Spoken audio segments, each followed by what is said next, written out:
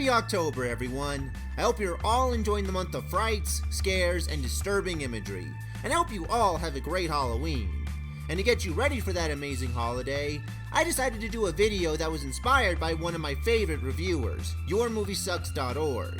For those who don't know, about a year ago he did a video on things from his childhood that traumatized him, most of which are things that adults wouldn't find traumatizing, but kids would. And I figured talking about moments from episodes that freaked me out as a kid would be the perfect material for this glorious month. They're moments that all of us have had at one point or another. Moments we look back on as adults and either wonder why we were so scared by stuff like this to begin with, or to this day still feel a little uneasy by. Now, lots of things scared me as a kid, but for this video, I'm just gonna stick to stuff that appeared in kids material, starting with one of my all-time favorite shows, Courage the Cowardly Dog. Now, this should come as a surprise to absolutely no one. Courage is kind of infamous for creating traumatizing moments from our childhood. Hell, people have done top 10 lists dedicated to these moments.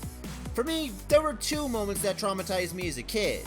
The first one, which I already talked about in great detail, was from King Ramses' curse, which was by far the most traumatizing moment for me.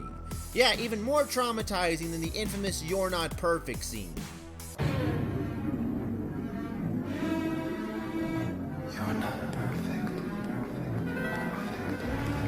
You know, strangely enough, I don't remember watching that scene as a kid. The earliest instance I can recall hearing about this is from a Planet Dolan video. And I know I've seen this episode. I definitely remember parts of it from when I was a kid.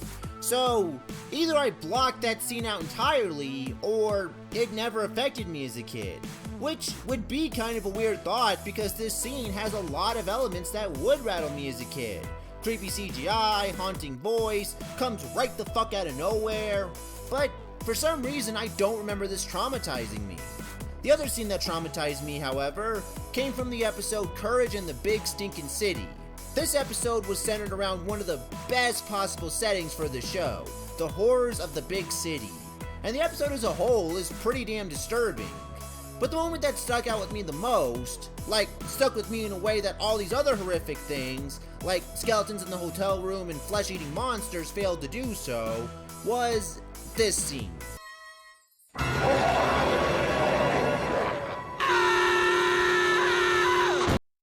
What the hell was that? A tribute to Large Marge? It looked like this. That's the power of bringing in an animation style that doesn't match the show's natural animation. It stands out because it's literally the only thing you see of its kind from the show. Even watching it as a kid, I was expecting that jump scare, but it still caught me off guard because I didn't expect the claymation. That was a dirty trick, Courage.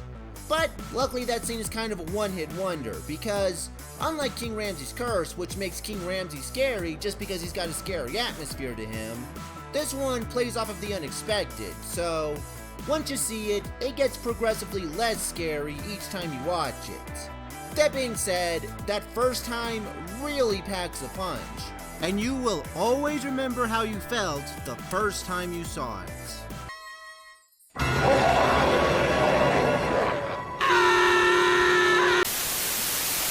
Some other moments that haunted my dreams for the longest time came from the show Are You Afraid of the Dark? Now, I'm not sure how many people like this show, but I personally enjoyed the hell out of it as a kid. In fact, I still enjoy watching these episodes every now and then. Hell, maybe next Halloween I'll do a top 10 list on this show, because I think it's got a few great horror classics. Now, the arguably most famous episode from this show is The Tale of the Dead Man's Float, solely because of the main antagonist of the story. And yes, I myself was horribly traumatized by this reveal. It's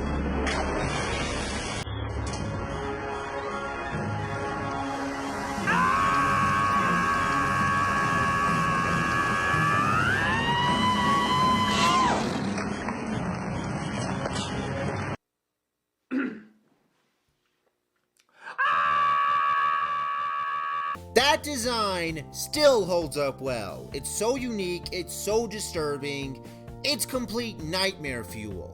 But there were actually two other episodes from this show that also gave me nightmares. The first one being The Tale of Locker 22.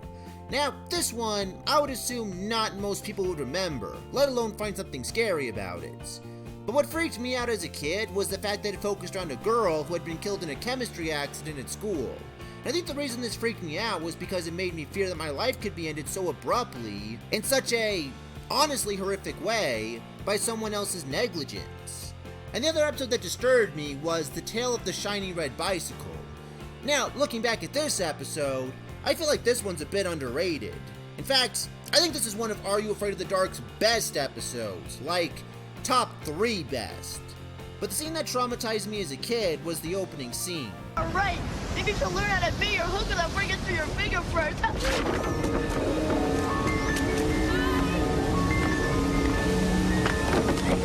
got you!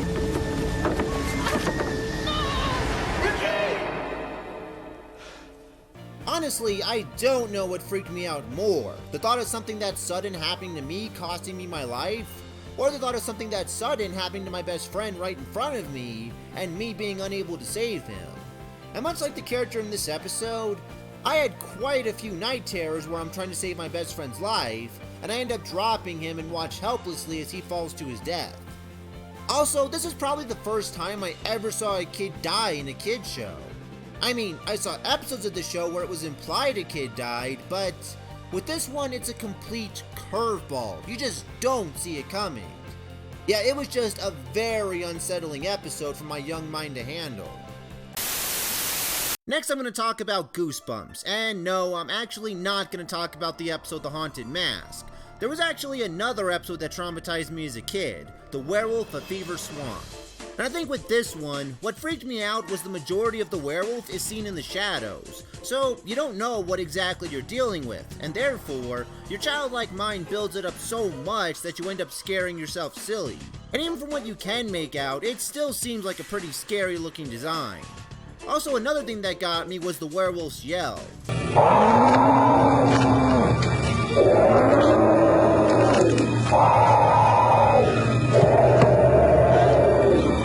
Okay, yeah, it sounds a bit silly now, but to me as a 6-year-old boy watching this, it was pretty haunting. And honestly, I think the scene that cemented this as the most disturbing episode from all the Goosebumps for me was this.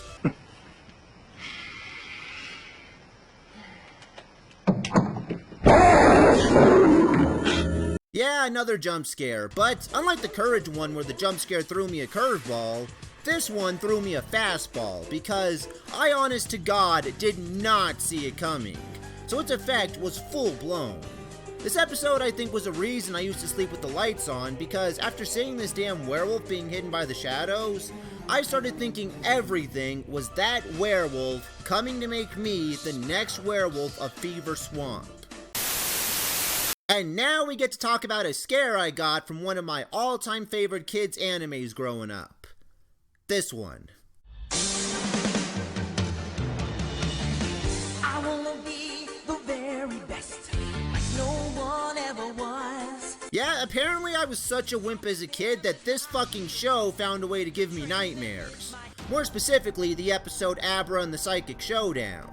This whole episode was just eerie, right from the start. Even the narrator gives a very creepy introduction. As they pass through a dark and mysterious forest, it seems that danger lurks behind every shadow. And once again, they've lost their way. This episode has a very different feel from most other Pokemon episodes, but the scene that scared the hell out of me was this scene here after Ash loses his gym battle to Sabrina, so she shrinks them down to the size of dolls and puts them in her dollhouse. Because after they realize what's happened to them, Sabrina starts this very creepy childlike laugh.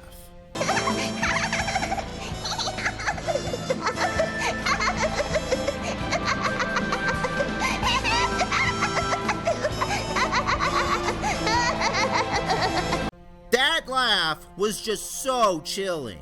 I mean, on its own, I doubt it's all that bad, but after all this build-up, it was just the tipping point for me.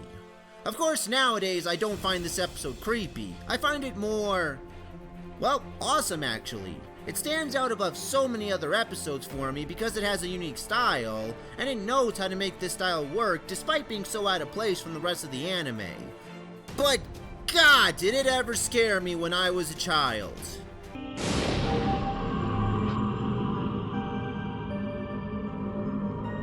So now, time for us to play. The next episode that scared the ever-loving hell out of me came from the show Invader Zim. Now, Invader Zim itself is an unsettling show.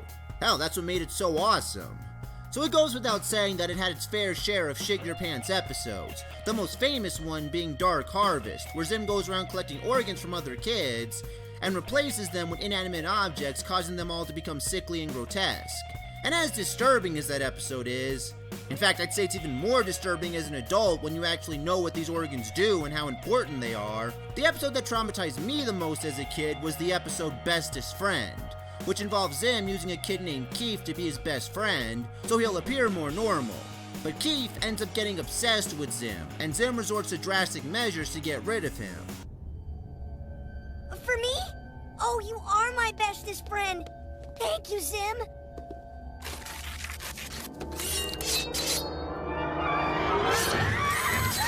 Now looking back on it, this episode isn't all that disturbing. In fact, you could probably make the argument that it's one of the more tamed episodes of the whole show. But what I think traumatized me about this episode was that it was my introduction to Invader Zim. Even though it was the third overall episode, it was the first episode of the show that I happened to see. And because this show was so unlike anything I'd ever seen on Nickelodeon before, animated or live action, I had no idea how to process a lot of what was being shown. Keith getting his eyeballs ripped out, Zim's test to find out who was best suited to be his best friend, and Keith falling off the roof and presumably dying. All of that was just very new to me. Also, I kinda liked Keith. I didn't want to see him get brutally maimed and presumably killed by someone he considered a friend. That just never sat right with me. Looking back on it though, it's not anywhere near as bad as it was when I first experienced it. And the more I watched the show, the less I seem to mind the nature of it and more enjoy the originality and style it had.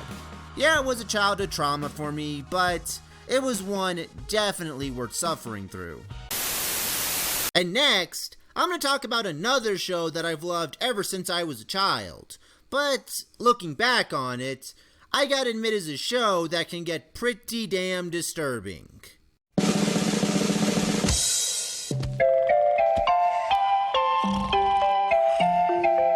Yeah, Rugrats actually has had some pretty fucked up moments that I've never noticed before. For example, do you guys remember this scene here from the episode Special Delivery? There's a dead man in the mail! That's actually a pretty funny adult joke, but damn! As a kid, I never even thought about that joke. In all fairness, skeletons and dead people have appeared in Courage the Cowardly Dog and Invader Zim, but those shows have unpleasant and horrific vibes to them. Rugrats doesn't, so something like that is kind of strange for this show. There's also an episode called Ruthless Tommy where Tommy actually gets kidnapped. Now how's that for a charming Nickelodeon episode? What was that episode sponsored by Amber Alerts? But the most infamous disturbing moment from the show is from the episode In the Dreamtime with Chucky's Nightmare. Hey, Spike's not supposed to talk. What's going on, Tommy? I'm not Tommy. And that joke even got a horrifying double dip where Chaz ends up having the exact same dream at the end. But none of these episodes were the ones that traumatized me as a kid. The one that traumatized me was the episode Angelica's Worst Nightmare. It's about Angelica's mom getting pregnant again and Angelica not wanting to have a little sibling. So she has a dream that her parents have the baby and end up shunning her. And the new baby ends up being straight up evil, threatens her, then starts growing every scene it's in while getting more and more aggressive. Till eventually it grows so big that it tries to eat Angelica. I wonder what a toy car would taste like. No, please! I'm your big sister! Well, now you're num-nums. No! What I think made this episode so chilling to me was just how gross that baby looked. I mean, if anyone ever told you that all babies are cute, that's clearly bullshit. Also, the whole scenario was just hard to watch. It actually feels like a nightmare. Like, it's unpleasant to watch and you feel a big wave of relief when it's over. But then again, I guess that perfectly describes most of these moments, doesn't it? And finally, I'm ending this video by talking about an episode that I think did the most damage to me as a kid, and it comes from another one of my all-time favorite shows, Hey Arnold. Now, in my top 10 best Hey Arnold episodes video, I mentioned 3 episodes that are personal top 10 favorites of mine that are all horror story episodes, and I chose to include only one of them because all 3 of those episodes follow the exact same formula. They focus around a ghost story with a creepy atmosphere about someone getting killed, and then the ghost story starts becoming a reality. The episode I chose for my list was Ghost Bride, which I still stand by as the best ghost story episode of Hey Arnold. I mean, it has the most disturbing scene in all of Hey Arnold history, a fucking double murder suicide. I still don't know how that got past censors. And on top of that, it's got the best atmosphere of all these episodes. And as an adult, I certainly appreciate the amount of effort that went into this episode. And while all 3 episodes have aged flawlessly, Ghost Bride I feel aged the best. But that being said, it wasn't the one that fucked me up as a kid. That episode was Headless Cabby.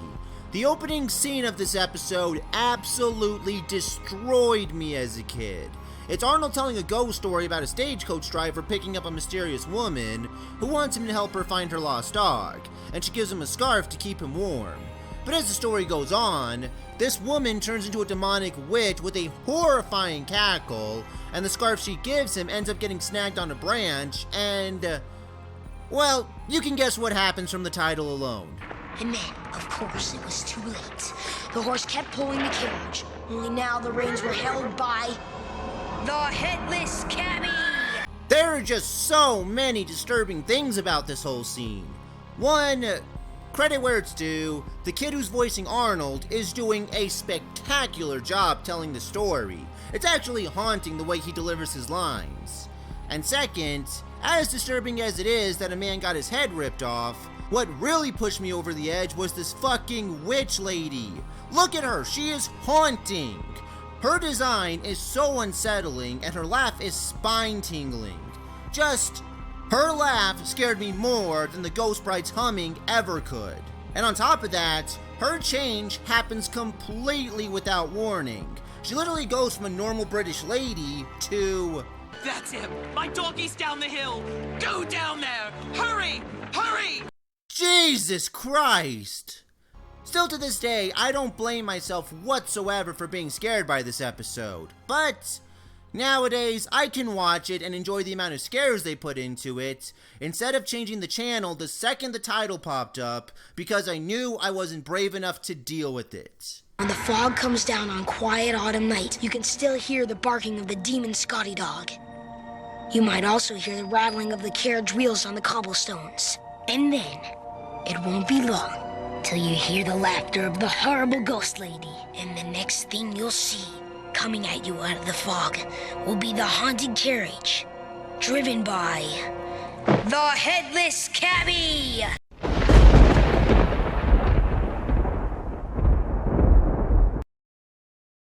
Well, those were the kid show episodes that scared the ever-loving hell out of me as a kid, and I'd still recommend some of these to anyone who's looking for a good scare for Halloween. But what about you guys? What were some episodes from kid shows that scared you more than entertained you? Let me know in the comments below, and I'll see you in the next review.